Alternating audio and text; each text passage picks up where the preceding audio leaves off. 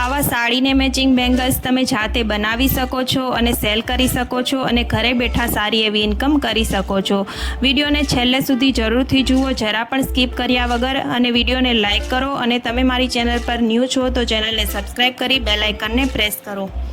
Hello friend, welcome back to my channel. આજે આપણે બનાવીશું કોટન થ્રેડ બેંગલ્સ, જેના માટે મેં અહીં પ્લેન બંગડી લીધી છે।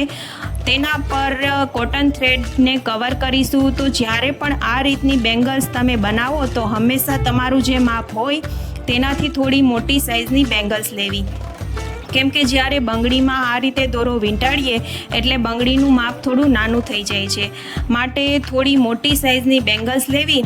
જેવી સાડી હોય તે જ કલરનો દોરો તમે લઈ શકો છો અને સાડીમાં જે ડિઝાઇન હોય તેવી જ ડિઝાઇન બેંગલ્સ પર બનાવી શકાય છે, જેમાં પેઇન્ટિંગ પણ આવશે અને સાડીમાં જે કલર હોય તે કલરના દોરા વડે પણ તમે ડિઝાઇન કરી શકો છો।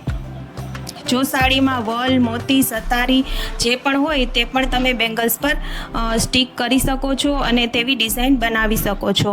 આ બધું કરવા માટે હંમેશા ફેબ્રિક ગ્લુનો યુઝ કરવો, જેનાથી સરળતાથી બધું સ્ટીક થઈ જાય છે।